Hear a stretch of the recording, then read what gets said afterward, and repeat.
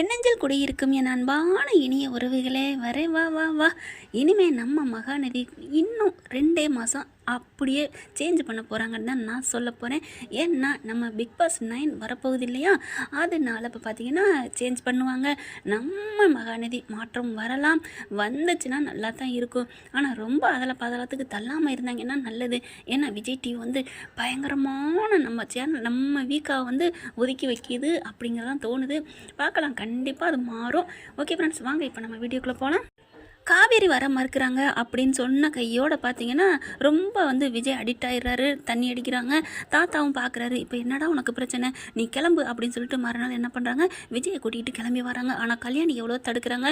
நீ சும்மா இரு கல்யாணி அப்படின்னு சொல்லிட்டு நீ வா அப்படின்னு கூட்டிகிட்டு போகிறாங்க. தாத்தா வேணாம் தாத்தா, அவள் ரொம்ப பேசுவா தாத்தா. டேய் பேசுனா பேசிட்டு போகிறாடா, பொண்டாட்டியெல்லாம் பேசுனா நமக்கு ஆண்களுக்கு புருஷன்மார்களுக்கு கற்கண்டு சாப்பிட்ற மாதிரி சந்தோஷமாக ஏற்றுக்கணும். கொஞ்சம் கடிக்கையில் கடுக்குங்க தான், அதுக்காண்டி அதோட டேஸ்ட்டு வேறடா தாத்தா அப்படிங்கிறாங்க. நீங்கள் ஒரு ஆள் இருந்தால் போதும் தாத்தா, எனக்கு எவ்வளோ ஹாப்பினஸாக இருக்குது தெரியுமா அப்படின்னு சொல்லிட்டு வராங்க. சரி வா வா அப்படின்னு சொல்லிட்டு இங்கே வராங்க. இங்கே பார்த்தா எல்லாம் உட்காந்து சாப்பிட்டுட்டு இருக்காங்க. பார்த்தோன்னே தூக்கி வாரி போடுது. வாங்க பெரியவரே அப்படிங்கிறாங்க. ஆனால் மரியாதைலாம் கொடுத்து பேசுகிறாங்க. இங்கே தாத்தா வராரு, உட்காராரு. என்னம்மா காவேரி நல்லா இருக்கியா? சாரதா மட்டும் கொஞ்சம் ரொம்ப ஆணவம் பேசாமல் கொஞ்சம் அமைதியாக பேசுகிறாங்க. ஏன்னா அங்கே பசுபதி ஏற்கனவே பந்தாடிட்டான் இல்லையா, அந்த ஒரு சோகத்தில் இருக்கிறனால யாருமே நமக்கு ஒரு பிரச்சனை இருந்தால் இன்னொரு பிரச்சனை வந்துச்சுன்னா அதுக்கிட்ட வாய் ரொம்ப கொடுக்குறதுக்கு பயப்படுவோம், கொஞ்சம் அமைதி காப்போம். அதே மாதிரி அமைதி காக்குறாங்க. ஆனாலும் அவங்க தாங்க முடியலை. இங்கே பாருங்கம்மா, என்னம்மா நீங்கள் நினச்சிட்ருக்கீங்க, என் பேரன் பாவம்மா தினைக்கும் வந்து உங்கள் வீட்டு வாசலில் காத்துட்ருக்கானே, இது உங்களுக்கு ஆசையாக இருக்கா அழகாக இருக்கா, உங்களுக்கே கொஞ்சம் கூட புரியலையா என் பேரன் மனசு? அவன் என்னம்மா 1 2 10 வெளியில் வச்சுக்கிட்டுறானா, இல்லை குடிச்சிட்டு வரானா, இல்லை சம்பாரிச்சாமல் இருக்கானா, என்ன பிரச்சனை உங்களுக்கு? உங்கள் பிள்ளை எங்ககிட்ட விட்டா என்ன, நாங்கள் அப்படிலாம் எங்கள் மேலே உங்களுக்கு நம்பிக்கை இல்லையா, ஏதோ தெரியாமல் அப்படி பண்ணிட்டான் அப்படின்னு அடிக்கிக்கிட்டே போகிறாங்க. உடனே சாரதா பார்க்குறாங்க. நிறுத்துங்க பெரியய்யா, நீங்கள் ஏன் இப்படிலாம் பேசுகிறீங்க, நாங்கள் எதுக்காக வேணாங்கிறது உங்களுக்கு புரியவே இல்லை. என்னம்மா சொல்கிறீங்க, என்ன நீங்கள் சொல்ல வரீங்க, ஒன்றுமே புரியலையே. இப்போ நாங்கள் என்ன தப்பு பண்ணிட்டோம்? அந்த பொண்ணு இருந்துச்சு, வரமாட்டேன் பிள்ளைய அனுப்ப மாட்டேன்னு சொன்னீங்க, இப்போ தான் அந்த வெண்ணிலாவை அனுப்பியாச்சு, அப்புறம் என்ன உங்களுக்கு பிரச்சனை அப்படிங்கிறாரு தாத்தா. ஐயா பெரியவரே வேண்டாம் விடுங்க, நான் என்னத்தை சொல்கிறது அப்படின்னு தாத்தாவும் பார்த்தா இங்கே சாரதாவும் தாத்தாவும் மறுபடியும் அப்படியே ஹார்ஸாக பேசிக்கிட்டே இருக்காங்க. பாட்டி சொல்கிறாங்க, கொஞ்சம் நிறுத்தி பேசு சாரதா அப்படிங்கிறாங்க. என்னத்த நான் என்ன சொல்கிறது, காவேரி சொல்லுடி அப்படிங்கிறாங்க. தாத்தா நான் வரல தாத்தா, எங்களுக்கு நிறையா சாதிக்க வேண்டியது இருக்குது அப்படிங்கிறாங்க.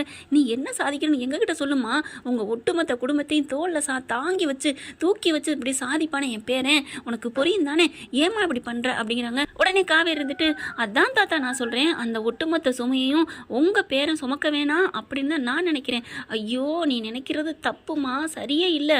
அந்த ஒட்டுமொத்த சுமையை சுமக்க என் பேரன் ரெடியாக இருக்கானே, நீ வேணும்னு விலகி போக போக அவன் துரும்பா போகிறாமா அப்படின்னு இங்கே தாத்தா ரொம்ப பேசுகிறாங்க. ஐயா நிறுத்துங்க, இதை வந்து இவ்வளவு எங்ககிட்ட வந்து பேசுகிறீங்களே, போய் உங்கள் வீட்டில் போய் பேசுங்க, அவங்க தானே எல்லாத்துக்கும் காரணம் அப்படின்னு பாட்டி கொஞ்சம் கோவத்தில் சொல்ல, உடனே பார்க்குறாங்க. என்னது எங்கள் வீட்டில் போய் சொல்லணுமா, அவங்க ஏன் இதில் இழுக்கிறீங்க அப்படிங்கிறாங்க. என்ன பாட்டி அன்னைக்கே ஏதோ வாய் விட்டீங்க, இன்னைக்கு விடுறீங்க அப்படிங்கல. சாரதா வந்துட்டு நீங்கள் சும்மா இருங்க அப்படிங்கிறாங்க. நீ சும்மா இரு சாரதா, நான் எல்லாத்தையும் சொல்லுவேன் அப்படின்ட்டு பாட்டி எல்லாத்தையும் சொல்கிறாங்க. இங்கே பாருங்க ஐயா, நீங்கள் இவ்வளோ நல்லவராக இருக்கீங்க, எனக்கு சந்தோஷம் தான். ஆனால் உங்கள் வீட்டிலேருந்து உங்கள் பொண்டாட்டியும் உங்கள் பிள்ளையும் வந்து அந்த பேச்சு பேசிட்டு போயிட்டாங்க, எப்படி என் பிள்ளை அனுப்புவா, எப்படி வருவா அப்படிங்கிறாங்க. நாங்கள்லாம் எல்லாம் ரெடியாக தான் இருந்தோம் போகிறேன்னு காவேரி சொன்னோன்னே, ஆனால் அப்படியே மாறிடுச்சு அவங்க வந்து சொன்னதுனால அப்படின்னு பாட்டி சொன்னோன்னே விஜய்க்கு தூக்கி வாரிப்படுது. ஓ அதுதான் அவன் அன்னைக்கு வரேன்னு ரெடியாக இருந்தால் மாட்டேன்ட்டாளோ தாத்தா அப்படிங்கிறாங்க. அமைதியாக இரு அப்படின்னு சொல்லிட்டு, இப்போ என்ன உங்களுக்கு பிரச்சனை, என் பொண்டாட்டி என் பிள்ளையும் தானே, அவங்கள நான் பார்த்துக்கிறேன், இப்போ இதுக்கு மேலே ஒரு வார்த்தை கூட நான் உங்ககிட்ட பேச மாட்டேன். ஏன்னா நீங்கள் ஆழமாக பஜக்குன்னு பச்சை குத்துன மாதிரி உங்கள் மனசில் பதிஞ்சு போச்சு, அங்கே அனுப்புனா பிரச்சனை வரும், உங்கள் பிள்ளைக்கு ஆபத்துன்னு. ஐயோ என் பிள்ளைக்கு ஆபத்துன்னு நாங்கள் நினச்சி அனுப்பலைங்கய்யா, நாங்கள் அனுப்பாமல் இல்லை, எங்களால் உங்கள் பேரனுக்கு ஆபத்து வந்துடக்கூடாதுன்னா ஏன் பிள்ளை நினைக்கிறா அப்படிங்கிறாங்க. சாரதா ஏமா இதெல்லாம் பேசுகிறீங்க அப்படிங்கிறாரு. தாத்தா விடுங்க தாத்தா, நம்ம அங்கே போய் வச்சுக்கிறேன் அப்படின்னு கிளம்புறாங்க. உடனே தாத்தா இருந்துட்டு, இருடா நான் பார்த்துக்கிறேன், நீ எதுவும் பேசாத அப்படின்னு சொல்லிட்டு 2 பேரும் கிளம்பி போகிறாங்க. அப்படி பார்க்குறாங்க காவேரி. பாட்டி ஏன் பாட்டி நீ சும்மா இருடி, இப்படியே சும்மா இருந்தோம்னா நம்ம மேலே ஏறி மிதிச்சு போயிட்டே இருப்பாங்க, அதாவது பேச வேண்டிய இடத்துல பேசிதாகணும். இப்போ நீயும் நம்மளும் சேர்ந்து தானே அவங்களுக்கு கெட்ட பேரை தெரியுது, ஏன் நீ உன் பிள்ளைய அனுப்ப மாட்டேங்கிற, ஏன் உங்கள் பேத்தி அனுப்ப மாட்டேங்கிற, ஏன்டி காவேரி வர மாட்டேங்கிற அப்படின்னு உன்னைய தானடி எல்லாம் கழுவி நம்ம குடும்பத்தை கழுவி ஊற்றுறாங்க.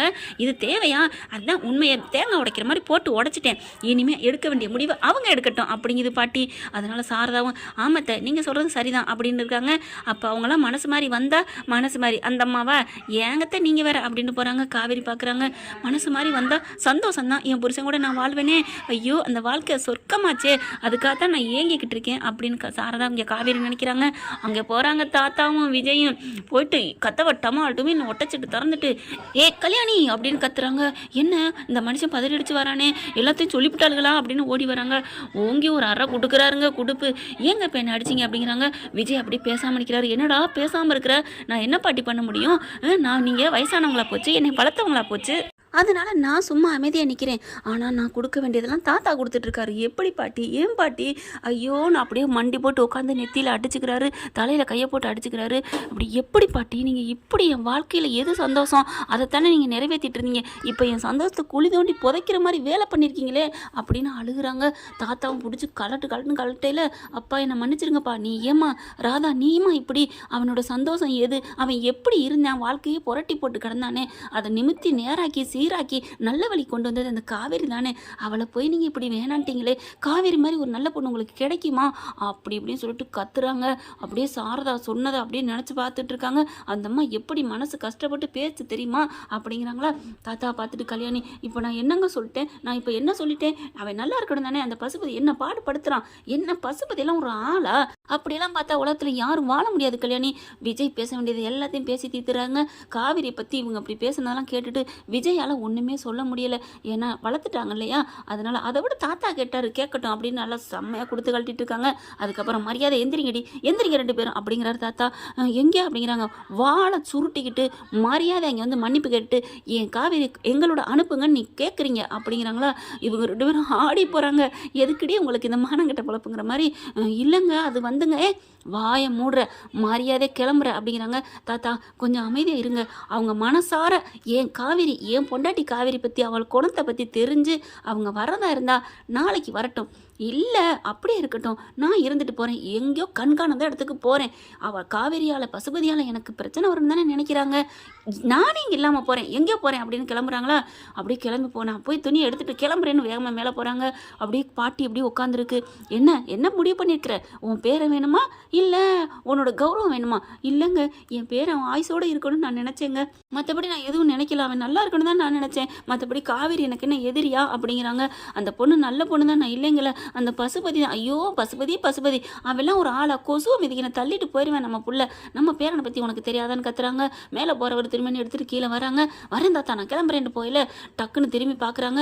பாட்டி என்னதான் பண்ணுறாங்கன்னு ஒன்றுமே பேசாம நிற்கவும் படக்குன்னு இவர் திரும்புறாரு. திரும்பி கார் வரைக்கும் போகிறாங்களா. பாட்டியும் தான் அப்படி மகளும் ஓடி வராங்க. விஜய் அப்படின்னு கையை பிடிக்கிறாங்க. விடுங்க பாட்டி நான் போகிறேன்னு சொல்லிட்டு காரில் ஏறி உட்கார்றாரு. பார்த்தா இங்கே பாட்டி தாத்தா மக 3 பேர் ஏறி காருக்குள்ளே உட்காந்துடுறாங்க. கார் எடுத்துகிட்டு வேகமாக போகிறாங்க. டே இங்கடா போகிறேன், என்ன மன்னிச்சிடா, நாங்கள் எதுவுமே சொல்லலடா ப்ளீஸ்டா அப்படின்னு கெஞ்சிட்டே போகிறாங்க. சும்மா இருங்க பாட்டி, சும்மா இருங்க தாத்தான்னு வண்டியை விட்டுக்கிட்டே இருக்காரு. அப்படியே தாத்தாவுக்கு புரிஞ்சு போகுது. நம்ம பேராண்டி அவன் பொண்டாட்டியை தேடி தான் போகிறான் அப்படின்ட்டு. என்னங்க பேச போகிறீங்க, அவனை தடுத்து நிறுத்துக்குங்க, எங்கேயும் போவேன்னு சொல்லுங்க. காவேரி கல்யாணி நீ இப்போ என்ன நினச்சிட்டு இருக்க, இப்போ அவன் எங்கே போனால் உனக்கு சந்தோஷம், எங்கே போனால் எனக்கு சந்தோஷம், அவன் நல்லா இருக்கணும்னா அந்த காவேரி தான் வேணும்னு நினைக்கிறான், போயிட்டு போகுது, காவேரிட்டே போனால் நல்லது தான்.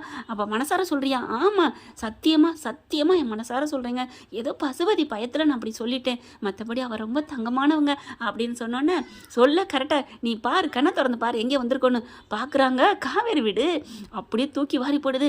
அப்படியே லைனில் எல்லாரும் கேட்டுக்கிட்டு இருக்காங்க. காவேரி அப்படியே ஃபோன் பண்ணிடுறாரு. பாட்டி மனசு மாதிரி ஏற்றுக்கிட்டதையும் காவேரி நல்லவன் சொன்னதையும் அப்படியே எல்லாத்தையும் கேட்குறாங்க. அப்படியே ஒட்டுமொத்த குடும்பமே சந்தோஷப்படுது. இங்கே எல்லாரும் மேலே ஏறி போகிறாங்க. என்ன போதுமா, நாங்கள் கேட்கணுமா அப்படின்னு கேட்க போகிறார் தாத்தா. இல்லை இருங்க அப்படிங்கல. பாட்டி இருந்துட்டு என்னை மன்னிச்சிருங்கன்னு சொல்ல போகிறாங்க. வேணாம் பாட்டி எதுவும் நீங்கள் சொல்ல வேணாம் அப்படிங்கிறாங்க. என்ன அப்படிங்கல, எல்லாமே எங்களுக்கு தெரியும், நீங்கள் எதுவும் கேட்க வேணாம், நீங்கள் ஃப்ரீயாக விடுங்க, என் புருஷன் நல்லா இருக்கணும் தான் நீங்கள் நினச்சிங்க, அதனால் உங்களை பற்றி நான் எந்த தப்புன்னு நினைக்கல. என்னது நான் பேசுனதெல்லாம் உனக்கு எப்படி தெரியும் அப்படிங்கல. அப்படியே தாத்தா என்ன பண்ணுறாரு, ஃபோன் எடுத்து காமிக்கிறாங்க. விஜய்மே ஒரு நிமிஷம் ஆடி போகிறாரு. தாத்தா என்ன தாத்தா இது, நீங்கள் பாட்டுக்கு கால் பண்ணிட்டீங்களே, நான் கூட குறைய ஏதாவது என் பொண்டாட்டியை பற்றி பேசியிருந்தா நீ பேச மாட்டேன்னு நம்பிக்கையிலாண்டா கால் பண்ணேன் அப்படிங்கிறாங்க. ஐயோ சந்தோஷமாக இருக்கே அப்படின்ட்டு, எனக்கு ரொம்ப சந்தோஷமாக இருக்குது, உங்கள் மருமகளை நீங்கள் கூட்டி போங்க அப்படின்னு சொல்லிட்டு இருக்காங்களா. எங்கே விஜய் காணோம், எங்கே காவேரி காணோம் அப்படின்னு பார்த்தா ஆளே காணோம். 2 ஜூட் விட்டுருச்சுங்க அவங்க விஜய் இருக்க ரூமுக்கு. என்ன ஃப்ரெண்ட் இப்படி போனால் சூப்பராக இருக்கா, பார்க்கலாம் என்ன நடக்க போகுதுன்னு. இந்த பதிவு உங்களுக்கு பிடிச்சிருந்துச்சுன்னா உங்கள் பொண்ணான கையில் லைக் போட்டு சப்ஸ்கிரைப் பண்ணிடுங்க. Thank you friends.